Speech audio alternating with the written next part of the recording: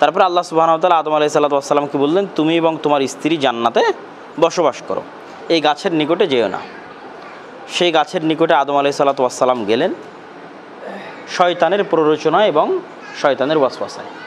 তারপর আল্লাহ সুবহানাহু ওয়া তাআলা বলছে, ফাআযাল্লাহুমা আশ-শাইতানু আনহা ফাআখরাজাহুমা মিম্মা কানা ফীহি, শয়তান তাদেরকে পথভ্রষ্ট করলো এবং তাদেরকে জান্নাত থেকে বের করে দিল।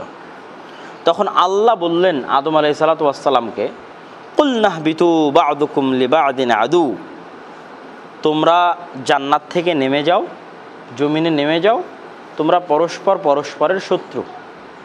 মানে ইবলিস আর আদম তোমরা পরস্পর পরস্পরের শত্রু, তোমরা দুনিয়াতে চলে যাও। ইবলিসও কিন্তু জান্নাতে ছিল।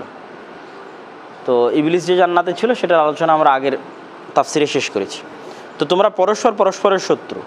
ওয়ালাকুম ফিল আরদি মুস্তাকাররুন ওয়া মাতাউন ইলা হিন, পৃথিবীতে তোমাদের থাকার জন্য এবং বসবাসের জন্য নির্ধারিত জায়গা এবং নির্ধারিত সময় তোমাদেরকে দেওয়া হবে, সেই নির্ধারিত সময় পর্যন্ত তোমরা পৃথিবীতে বসবাস করবে। এই ছিল আমাদের শেষ আয়াত, যেটার তাফসির আমরা আগের মসজিদে শেষ করেছি।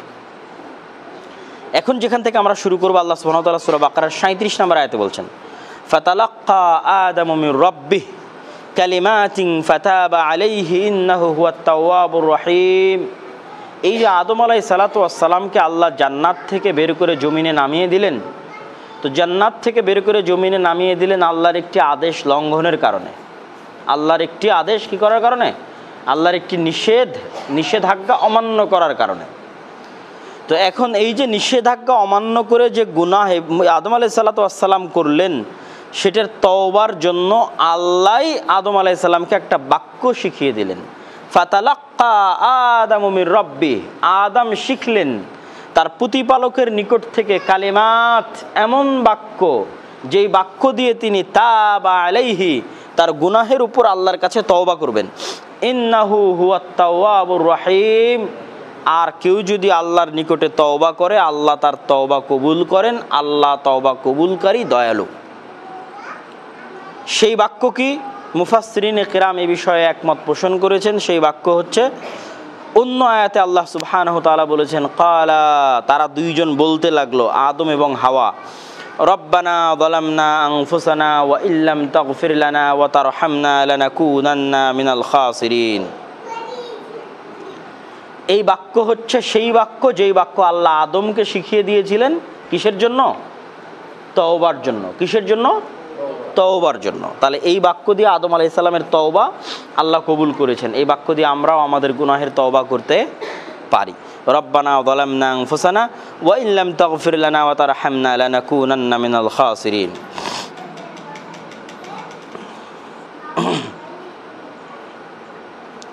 তারপরে আল্লাহ সুবহানাহু ওয়া তাআলা তার পরের আয়াতে বলছেন, কুলনা হবিতু মিনহা জামিআ ফাইম্মা ইয়াতিয়ান্নাকুম মিন্নি হুদান ফামান তাবিআ হুদায়া ফালা খাউফুন আলাইহিম ওয়ালা হুম ইয়াহজানুন ওয়াল্লাযীনা কাফারু ওয়া কাযযাবু বিআয়াতিনা উলাইকা আসহাবুন নার হুম ফিহা খালিদুন। কুলনা হবিতু মিনহা জামিআ, তোমরা এই জান্নাত থেকে সবাই নেমে যাও। আদম আলাইহিস সালাম এবং হাওয়া আলাইহিস সালাম কি বলছে? জান্নাত থেকে নেমে যাও। ফাইম্মা ইয়াতিয়ান্নাকুম মিন্নি হুদান, দুনিয়াতে যখন তোমরা যাবে এবং থাকবে, আমার পক্ষ থেকে আমি নবী পাঠাবো, রাসূল পাঠাবো, কিতাব পাঠাবো তোমাদের কাছে। ইবলিস তোমাদের শত্রু হয়ে গেছে, ইবলিসের কবল থেকে তোমাদেরকে বাঁচানোর জন্য আমি কি পাঠাবো? নবী, রাসূল, কিতাব, হুদান, হেদায়াত পাঠাবো। আমি আল্লাহ পাঠাবো তোমাদেরকে বাঁচানোর জন্য। কারণ ইবলিস তোমাদের চিরন্তন শত্রু। যে আগের আয়াতে বললো না যে তোমরা একজন আরেকজনের শত্রু, তোমরা জান্নাত থেকে নেমে যাও, তোমরা একজন আরেকজনের শত্রু, মরা পর্যন্ত শত্রু, কিয়ামত পর্যন্ত শত্রু। আমার পক্ষ থেকে হেদায়েত যাবে, নবী যাবে, রাসূল যাবে, কিতাব যাবে। ফামান তাবিআ হুদায়া ফালা খাউফুন আলাইহিম ওয়ালা হুম ইয়াহজানুন, যে ব্যক্তি আমার পক্ষ থেকে পাঠানো হেদায়েতকে অনুসরণ করবে, ফালা খাউফুন আলাইহিম, তার কোনো ভয় নেই, ওয়ালা হুম ইয়াহজানুন, তার কোনো দুশ্চিন্তাও নেই। এই দুশ্চিন্তা কি আর এই ভয় কি? মুফাসসিরিনে কিরাম এটার ব্যাখ্যায় বলছেন, ভয় হচ্ছে ভবিষ্যতের, দুশ্চিন্তা হচ্ছে অতীতের। ভয় কিসের? ভবিষ্যতের দুশ্চিন্তা কিসের? অতীতের। ভয় নেই কি? আজকে কোনো ভয় নেই পরকালে কি হবে, আর পরকালে কোনো দুশ্চিন্তা নেই যে দুনিয়াতে কি করে এসেছিলাম। পরকালে যখন আমরা উঠব, আমরা দুনিয়াতে কি করেছিলাম সেটা নিয়ে আমাদের দুশ্চিন্তা হবে না? হবে না? অবশ্যই দুশ্চিন্তা হবে। বিচার ফায়সালা হওয়া থেকে নিয়ে শুরু করে যদি আমরা জাহান্নামে যাই, তো জাহান্নামে যাওয়া পর্যন্ত, জাহান্নামে থাকা পর্যন্ত দুশ্চিন্তা, কষ্ট, টেনশন চলতেই থাকবে যে ইস দুনিয়াতে এটা করেছিলাম, এটা করেছিলাম। আল্লাহ হেফাজত করুক, আল্লাহ ক্ষমা করুক, আল্লাহ মামি। তাহলে ভয় এবং দুশ্চিন্তা, ফালা খাউফুন আলাইহিম, কোনো ভয় নাই, মানে আজকে কোনো ভয় নাই যে পরকালে কি হবে। কথা কি বুঝতে পারছেন? আজকে পৃথিবীতে আমাদের কোনো এই মর্মে কোনো ভয় নাই যে পরকালে কি হবে, আর পরকালে আমাদের কোনো দুশ্চিন্তা নাই যে ইহকালে কি করেছিলাম, দুনিয়াতে কি করেছিলাম। তাহলে যারাই আমার পাঠানো নবী, আমার পাঠানো রাসূল, আমার পাঠানো কিতাবের অনুসরণ করবে, তাদের দুনিয়াতে এই মর্মে কোনো ভয় নাই যে পরকালে তাদের সাথে কি হবে, এবং পরকালে তাদের কোনো দুশ্চিন্তা নাই যে অতীতে তারা কি করেছিল।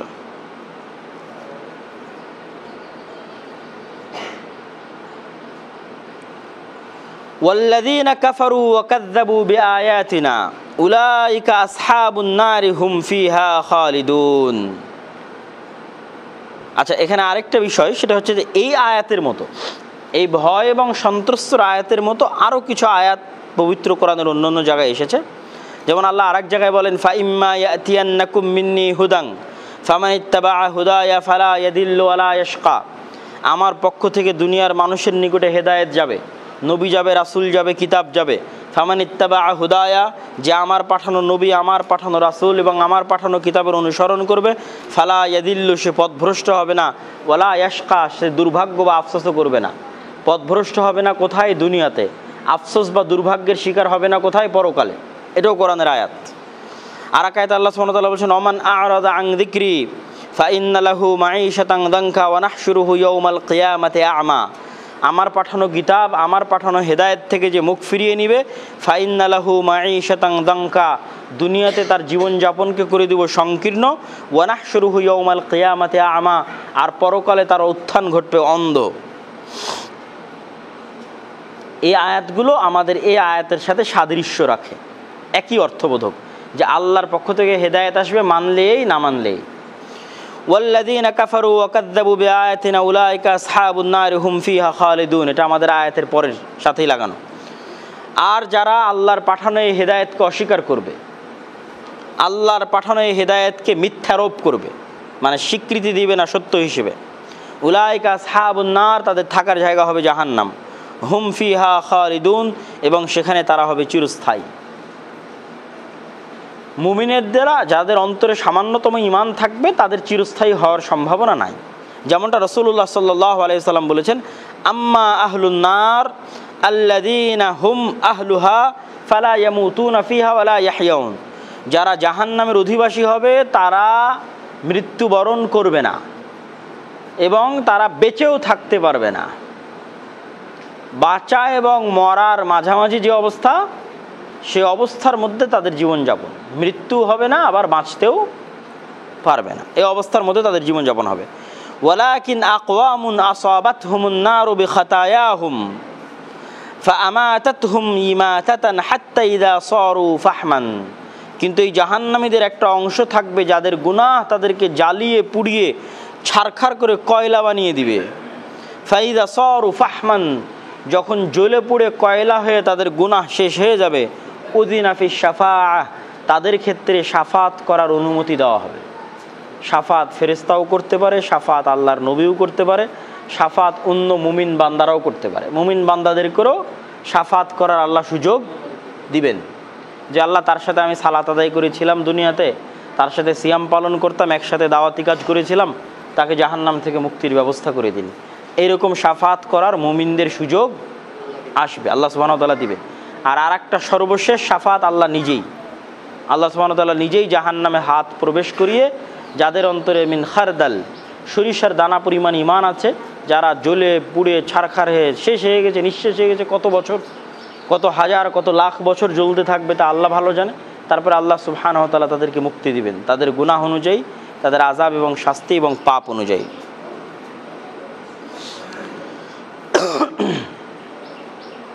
এই পর্যন্ত আদম আলাইহিসসালাতু ওয়াসসালামের ঘটনা শেষ। প্রায় 10-15 আয়াত একসাথে, যেখান থেকে আমি সারমর্ম আপনাদের বলা শুরু করলাম সেখান থেকে নিয়ে এই পর্যন্ত।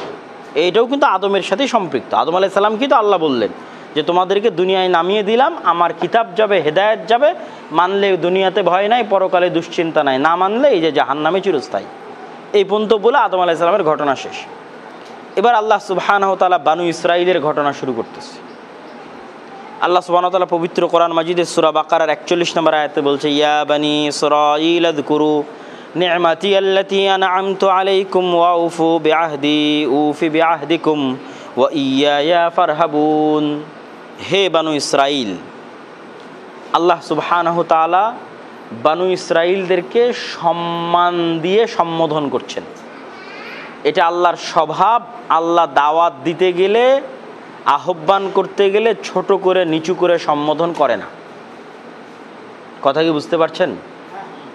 আল্লাহ তাদেরকে এটা বলে সম্বোধন করছে না যে এই নবীর হত্যাকারীরা। বানু ইসরাঈলরা কিন্তু নবীদের হত্যা করেছে, ঈসা আলাইহিস সালামকে হত্যা করেছে, ইয়াহইয়া জাকারিয়াকে হত্যা করেছে। আল্লাহ তাদেরকে এইটা বলে সম্বোধন করছেন না যে এই যারা শনিবারের দিন আল্লাহর মাছের নিষেধাজ্ঞা অমান্য করেছিল তারা। মানে বানু ইসরাঈলের ইতিহাসে এরকম অসংখ্য নিমক হারামি আছে পরিপূর্ণ, এগুলো সব পাবেন এই সূরা বাকারার মধ্যেই পাবেন, চলতে থাকবে, লম্বা আলোচনা আল্লাহ করবে বানু ইসরাঈলরা কীভাবে আল্লাহ নিমক হারামি করেছে। কিন্তু সেটা বলে আল্লাহ তাদেরকে ছোট করে সম্বোধন করছে না, আল্লাহ তাদেরকে সম্মান দিয়ে সম্বোধন করছে, যাতে তাদের অন্তর নরম হয় এবং কোরআনের আয়াত তাদের জন্য বুঝা মানা সহজ হয়। যে কোরআন তো আমাকে অপমান করেনি।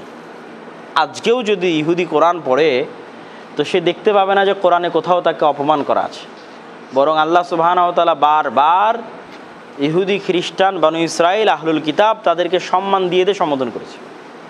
কাফের না বলে, মুশরিক না বলে বলেছে আহলুল কিতাব, যাদের কাছে কিতাব এসেছিল তোমরা আল্লাহর সেই বান্দা যাদের কাছে কিতাব এসেছিল। আর বানু ইসরাঈল বলে কি সম্বোধন করছেন আল্লাহ, কি সম্মান দিচ্ছেন সেটা দেখি। আল্লাহ সুবহানাহু ওয়া তাআলা সম্মান দিচ্ছেন ইসরাঈল। ইসরাঈল হচ্ছে ইয়াকুব। ইসরাঈল মানে কি? ইয়াকুব আলাইহিস সালাতু ওয়াস সালাম, যাকে আজকের খ্রিস্টান এবং ইহুদিরা বলে জ্যাকব। ইংরেজিতে কি বলে? জ্যাকব। ইয়াকুব আলাইহিস সালাতু ওয়াস সালামকে ইংরেজিতে জ্যাকব বলা হয়। দাউদ আলাইহিস সালাতু ওয়াস সালামকে তারা বলে ডেভিড। ঠিক আছে? এরকম প্রত্যেকটা নবীও তাদেরও নাম যত বেশি পাবেন, মানে খ্রিস্টানদের যদি আপনারা নাম দেখেন তাদের নামের মধ্যে নবীদের নাম পাবেন, কিন্তু আমরা বুঝতে পারি না যে এটা নবীদের নাম। আর তাদের নামের মধ্যে ঈসা আলাইহিস সালামের সঙ্গী সাথী যে 12 জন ছিল হাওয়ারি, তাদের নাম, এবং মুসা আলাইহিস সালামের যে সঙ্গী সাথী ছিল তাদের নামে তাদের নামগুলো বেশি হয়। ঠিক আছে? তো ইয়া বানি ইসরাঈল, ইসরাঈলকে ইয়াকুব আলাইহিস সালাতু ওয়াস সালাম। ইসরাঈল শব্দের অর্থ কি? আব্দুল্লাহ। ইসরাঈল শব্দের অর্থ কি? আব্দুল্লাহ। আব্দুল্লাহ মানে কি? আব্দুল্লাহ মানে কি? আল্লাহর বান্দা। তাহলে ইসরাঈল মানে কি?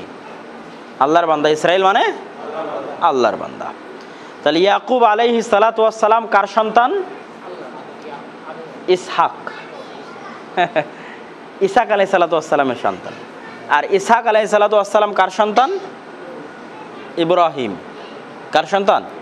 ইব্রাহিম আলাইহিস সালাতু ওয়াস সালামের সন্তান। তাহলে ইব্রাহিম আলাইহিস সালামের 2 ছেলে। কয় ছেলে? 2 ছেলে। একজন ইসহাক আর একজন ইসমাইল। ইসহাক হচ্ছে বড় স্ত্রী সারার গর্ভে, আর ইসমাইল হচ্ছে ছোট স্ত্রী হাজেরার গর্ভে। কিন্তু বয়সের দিক থেকে ইসমাইলই বড় ভাই। কেন? ইসমাইল আগে হয়েছে। ঠিক আছে? আর ইসহাকই ছোট ভাই। ইসহাক আলাইহিস সালাতু ওয়াস সালামের ছেলে হচ্ছে ইয়াকুব। ইসহাকের ছেলে কে? ইয়াকুব। ইয়াকুবের নাম হচ্ছে ইসরাঈল। ইয়াকুবের নাম কি? ইসরাঈল। আর বানু ইসরাঈল মানে ইয়াকুব আলাইহিস সালাতু ওয়াস সালামের 12 ছেলে। কয় ছেলে? 12 ছেলে। কয় ছেলে? 12। তারা কারা? সে 12 ছেলে কারা? ইউসুফ আলাইহিস সালাম এবং তার ভাইয়েরা। ইউসুফ আলাইহিস সালাম এবং তার ভাইয়েরা। ইয়াকুব আলাইহিস সালামের 12 ছেলে কারা? ইউসুফ আলাইহিস সালাম এবং তার 11 ভাই। ইউসুফ আলাইহিস সালাম এবং তার 11 ভাই, তারা হচ্ছে ইয়াকুব আলাইহিস সালামের 12 ছেলে। তাহলে বানু ইসরাইল মানে ইয়াকুব আলাইহিস সালামের 12 ছেলে এবং তার বংশধরেরা, তার পরবর্তী বংশধরেরা। এবং মুহাম্মদ সাল্লাল্লাহু আলাইহি ওয়াসাল্লাম আসা পর্যন্ত সকল নবী এদের মধ্যে এসেছে। তার ছেলে, তার ছেলে, তার মেয়ে, তার ছেলে, তার মেয়ে, সব এভাবে অদল বদল নবী আসতেই থেকেছে, আসতেই থেকেছে, আসতেই থেকেছে। তাহলে আল্লাহ ইয়া বানু ইসরাইল বলে তাদেরকে সম্মান দিচ্ছেন না ছোট করছেন? সম্মান দিচ্ছেন, যে তোমরা হচ্ছ ইয়াকুব আলাইহিস সালাতু ওয়াস সালামের 12 ছেলের বংশধর, হে বানু ইসরাইল। এই সম্মান দিয়ে আল্লাহ তাদের কি বুঝাতে চাচ্ছে? তোমাদের বাপ দাদারা যেমন আল্লাহর দ্বীনের অনুসরণ, আল্লাহ বলতে থাকবে কোরআনে বারবার যে ইয়াকুব কিসে বিশ্বাস করত, ইসহাক কিসে বিশ্বাস করত, ইব্রাহিম কিসে বিশ্বাস করত, তোমরা ইব্রাহিমকে নিয়ে গর্ব করো, ইসহাককে নিয়ে গর্ব করো। ইসহাককে ইংরেজিতে বলে আইজ্যাক, ইসহাককে ইংরেজিতে কি বলে? আইজ্যাক। আর ইব্রাহিমকে ইংরেজিতে বলে আব্রাহাম। তো ইহুদি এবং খ্রিস্টান বলতে আমরা যেটা বুঝি, আমেরিকা বা ইউরোপ যেটাই বলি, তাদের কাছেও একজন সম্মানিত নবী এবং একজন সম্মানিত ব্যক্তি হচ্ছে আব্রাহাম, যিনি আমাদের কাছে ইব্রাহিম। তো এই জন্য আল্লাহ তাদেরকে সম্মান দিয়ে বলতে থাকবে বারবার যে ইব্রাহিম, মিল্লাতে ইব্রাহিম কি ছিল, ইব্রাহিমের তাওহিদ কি ছিল, ইসহাকের তাওহিদ কি ছিল, ইয়াকুবের তাওহিদ কি ছিল, তোমাদেরকে ইসহাক আর ইয়াকুব কি উপদেশ, কি আদেশ দিয়ে গেছিল, আজ তোমরা সেগুলো বাদ দিয়ে শিরকে লিপ্ত আছো। এভাবে আল্লাহ বলতে থাকবে কোরআনে তাদেরকে হেদায়েতের জন্য, সংশোধনের জন্য। যেভাবে তোমাদের বাপদাদারা মানে ইব্রাহিম, ইসহাক, ইয়াকুব, তারা যেভাবে আল্লাহর বিধান মানত, তোমাদেরও উচিত আল্লাহর বিধান মেনে নেওয়া। ইয়া বানি ইসরাইল আযকুরু, হে ইসরাইলের সন্তানেরা, উযকুরু, স্মরণ করো, নি'মাতি আল্লাতী আন'আমতু আলাইকুম, ওই নিয়ামতের কথা যেই নিয়ামত আমি তোমাদেরকে দিয়েছিলাম। ওয়া আউফু বিআহদি, আমার সাথে করা ওয়াদা পূর্ণ করো। উফি বিআহদিকুম, আমি তোমাদের সাথে করা ওয়াদা পূর্ণ করব। ওয়া ইয়্যায়া ফারহাবুন, আর আমি আল্লাহ, আমাকে তোমরা ভয় করো। ওয়া আমিনু বিমা আনজালতু মুসাদ্দিকাল লিমা মাআকুম, আর হে বানু ইসরাইলেরা, হে আহলে কিতাবেরা, তোমরা ঈমান আনয়ন করো ওই কিতাবের উপর যেটা আমি অবতীর্ণ করেছি। মুসাদ্দিকাল লিমা মাআকুম, যেই কিতাব তোমাদের কাছে যে কিতাব আছে ওটাকে সত্যায়ন করে। মুসাদ্দিকাল লিমা মাআকুম, আমি আমার বান্দা মুহাম্মদ সাল্লাল্লাহু আলাইহি ওয়াসাল্লাম তোমাদের ভাই, তোমাদের বড় ভাইয়ের বংশ থেকে প্রেরণ করা হয়েছে, যার পরিচয় তোমাদের বইয়ে এমনভাবে দেওয়া ছিল যে তোমরা তোমাদের ছেলেকে অতটা না চিনবে যতটা মুহাম্মদ সাল্লাল্লাহু আলাইহি ওয়াসাল্লামকে চিনবে। তোমাদের বাপ দাদার বড় ভাই ইসহাকের বড় ভাই ইসমাইলের বংশে আমি মুহাম্মদকে প্রেরণ করেছি, এবং তোমাদের কিতাবে সব জায়গায় আমি লিখে পাঠিয়েছি যে তোমাদের ভাইয়ের বংশে একজন নবী আসবে, তিনি শেষ নবী হবেন। নবিয়ান আযীমা, মহানবী, শেষ নবী আসবে তোমাদের ভাইয়ের বংশে। ওয়া আমিনু বিমা আনজালতু, আমি যেই কিতাব অবতীর্ণ করেছি তোমাদের আরেক ভাইয়ের সন্তান মুহাম্মদ সাল্লাল্লাহু আলাইহি ওয়াসাল্লামের উপরে, ওই কিতাব সত্যায়ন করে তোমাদের কাছে যা আছে সেটাকে। ওয়ালা তাকুনু আউওয়ালা কাফিরিন বিহ, আর তোমরা এই কিতাবের প্রথম অস্বীকারী হয়ো না। ওয়ালা তাশতারু বিআয়াতি সামানান কালিলা ওয়া ইয়্যায়া ফাত্তাকুন, আর তোমরা বিক্রি করে দিও না আমার আয়াতকে, আমার কিতাবকে সামান্য কিছু দুনিয়াবি উপকারের মূল্যে, সামান্য কিছু দুনিয়াবি উপকারের মূল্যে। ওয়া ইয়্যায়া ফাত্তাকুন, আর আমাকে তোমরা ভয় করো। আমরা এই সম্পূর্ণ তাফসির হয়তো শেষ করতে পারবো না এখানে, আর একটু বলে আমরা আমাদের মূল কাজের দিকে এগিয়ে যাব। আজকে আমাদের যে উদ্বোধনী অনুষ্ঠান, সেই উদ্বোধনী অনুষ্ঠানের দিকে এগিয়ে যাব ইনশাআল্লাহ। তো আমরা কদ্দূর পর্যন্ত গেলাম যে তোমরা স্মরণ করো ওই সমস্ত নিয়ামতের কথা যেই সমস্ত নিয়ামত আমি তোমাদের দিয়েছিলাম। কি নিয়ামত আল্লাহ দিয়েছিলেন? বহু নিয়ামত আল্লাহ বানু ইসরাইলের উপর দিয়েছিলেন, যা সূরা বাকারায় সামনে আসতে থাকবে। এমনি এখন দু একটা আমরা স্মরণ করি, যখন ফেরাউন তাদের পুরুষ মানুষদেরকে, পুরুষ বাচ্চাদেরকে জবাই করত, যখন ফেরাউন বানু ইসরাইলের শুধু মেয়ে বাচ্চাদের বাঁচিয়ে রাখত, যখন 400 বছর যাবত ইউসুফ আলাইহিসসালামের বিদায়ের পর, কার বিদায়ের পর? ইউসুফ আলাইহিসসালামের বিদায়ের পর। আপনারা জানেন যে ইয়াকুব আলাইহিসসালাম এবং তার সন্তানেরা ফিলিস্তিনে থাকতো। তারপরে ইউসুফ আলাইহিসসালামকে তার ভাইয়েরা কুয়ায় ফেলে দিলে সেখান থেকে উঠিয়ে মিশরে, লম্বা ঘটনা, কোনো সময় কোরআনে যখন তাফসিরে আসবে আমরা বলবো। তাহলে ফিলিস্তিন থেকে চলে গেলেন মিশরে। এবার ইউসুফ আলাইহিসসালাম যখন অর্থমন্ত্রী হলেন তখন তিনি বাপ আর ভাইদেরকে ডেকে পাঠালেন মিশরে। তাহলে বানু ইসরাইলের 12 বংশধর সবাই কোথায় চলে গেল? মিশরে। এবার মিশরে ইউসুফ আলাইহিসসালাম যতদিন ছিলেন ভালো ছিল। ইউসুফ আলাইহিসসালাম চলে যাওয়ার পর অধপতন শুরু হয়। অধপতন যখন শুরু হয় তখন বানু ইসরাইলের শত্রুরা রাজনৈতিক নেতা হয়ে যায়। বানু ইসরাইলের শত্রুরা কি হয়ে যায়? রাজনৈতিক, মিশরের রাষ্ট্রপ্রধান হয়ে যায় ফেরাউন। তখন এই যে 12 বংশধর, 12 জন সন্তান নিয়ে ইয়াকুব আলাইহিসসালাম মিশরে ঢুকেছিল, এদের সন্তান সন্ততিদেরকে কচু কাটা করার আদেশ দেয় ফেরাউন।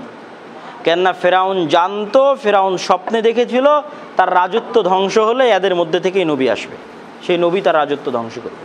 কেননা এরা হচ্ছে নবীর সন্তান। তো তাদেরকে সকাল সন্ধ্যা কচু কাটা করা হতো। কত লক্ষ লক্ষ বানু ইসরাইলের ছোট ছোট বাচ্চাকে ফেরাউন জবাই করেছে আল্লাহ জানে। সেই অবস্থা থেকে আল্লাহ তাদেরকে উদ্ধার করে নদী, যেটাকে আমরা বলতেছি লোহিত সাগর, নীলনদ নয়, লোহিত সাগর। কেননা নীলনদ পার হলে ফিলিস্তিন পড়ে না, লোহিত সাগর পার হলে ফিলিস্তিন পড়ে। লোহিত সাগর পার করে ফেরাউনকে ডুবিয়ে দিয়ে তোমাদেরকে বাঁচিয়েছে। এটা আল্লাহর দয়া না দয়া নয়? আল্লাহর দয়া। তোমরা যখন নীলনদ পার হওয়ার পর সিনাই মরুভূমিতে খাওয়ার পানি নাই, মুসা আলাইহিস সালামকে বললো যে খাবারের পানির ব্যবস্থা করেন, সমুদ্রের তো লোনা পানি, আর সিনাই মরুভূমিতে পানি উঠবে কোত্থেকে? পানি নাই। তখন মুসা আলাইহিস সালাম লাঠি দিয়ে পাথরে আঘাত করলেন, পাথরে 12টা ঝর্ণা ধারা তৈরি হলো। 12টা কেন? ইয়াকুব আলাইহিস সালামের 12 সন্তান। আর সমুদ্রও যখন পার হয় তখন 12টা রাস্তা হয়েছিল, 12টা রাস্তা, 12 রাস্তা 12 বংশের জন্য, ইয়াকুব আলাইহিস সালামের 12 সন্তানের 12 বংশধরের জন্য। এগুলো সব আস্তে আস্তে আসতে থাকবে এই সূরা বাকারার মধ্যে। এগুলো হলো নেয়ামত। তো তোমাদেরকে আমি আল্লাহ কি কি নিয়ামত দিয়েছিলাম তোমরা সেগুলো স্মরণ করো।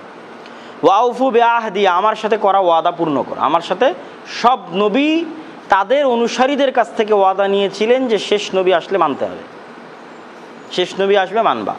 মুসা আলাইহিস সালাম তার কওমের কাছে ওয়াদা নিয়েছে, ঈসা আলাইহিস সালাম তার কওমের কাছে ওয়াদা নিয়েছে যে তোমাদের ভাইয়ের বংশ থেকে নাবিয়ান আদিমা, সবচেয়ে মহান, সবচেয়ে শ্রেষ্ঠ শেষ নবী আসবে, তোমাদেরই বংশ, আলাদা বংশ নয়। কেননা বাপ তো ইব্রাহিম, বাপ কি? ইব্রাহিম। সেই নবীকে তোমরা মানবে। তাহলে আমি তোমাদের সাথে করা ওয়াদা পূর্ণ করব। বানু ইসরাইল, তোমরা যদি আমার পাঠানো মুহাম্মদ সাল্লাল্লাহু আলাইহি ওয়াসাল্লামকে মানো তাহলে আমার ওয়াদা কি? তোমাদেরকে জান্নাতে দেব, সেটা আমার ওয়াদা। ওয়া ইয়া ফারহাবুন, আর আমাকে ভয় করো। এই আয়াতের মধ্যে আল্লাহ একসাথে আশাও দিয়েছে, ভয়ও দিয়েছে। আশা কি? ওই যে আমি তোমাদের উপর নিয়ামত দিয়েছিলাম, এগুলো স্মরণ করো। ভয় কি? ইয়া ফারহাবুন, আমাকে ভয় করো। আমি অনেক কিছুই করতে পারি, কীরকম শাস্তি, কীরকম আযাব দিতে পারি সেটাও তোমাদের দেখা আছে এবং তোমাদের জানা আছে। তাহলে আমি যেমন তোমাদেরকে নিয়ামত দিয়েছি এটাও তোমাদের জানা আছে, আমাকে ভয় করো, আমি আযাব এবং শাস্তিও দিতে পারি।